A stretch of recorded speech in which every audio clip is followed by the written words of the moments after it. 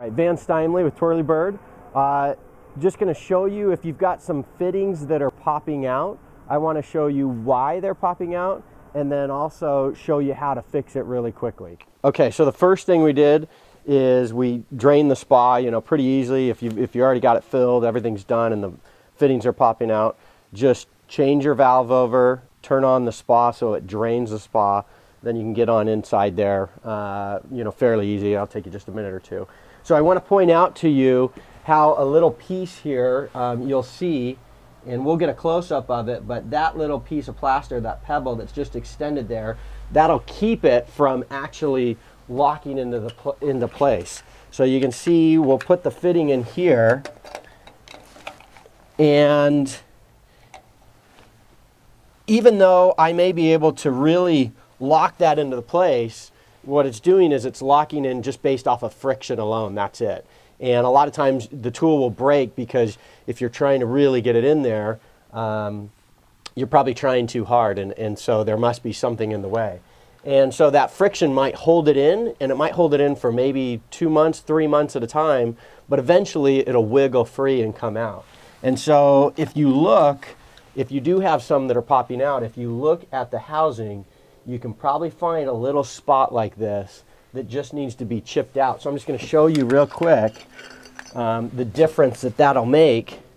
You can see, just kind of gnawing this back a little bit. If you really want to give yourself some room, you know, you take a good little piece out, give it about an 1/8 inch past the fitting. When you're at plaster and you're doing the installation, you know, this will save you a lot of time if your guys can clean it really well right before they leave and give it kind of an 1/8 inch beyond the housing. Here.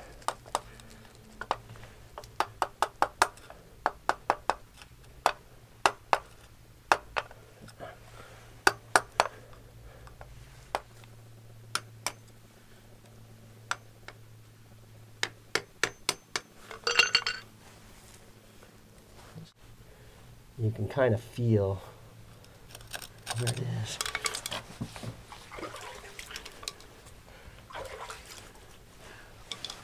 Once I've done that, I should be able to just, there you go.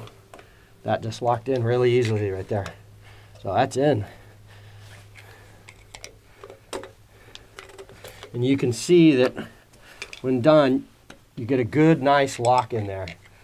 And we've got a revision that we'll be sending out here as quickly as possible that actually has a little bit of spring into the faceplate, which will allow it to have some flex and lock in there even better and a little bit easier and give more tolerance for the plaster. So that's it. Really simple, really easy, but if you do it at plaster, it'll save you the trip back. But if you do have a problem, it's a really easy fix. Thanks.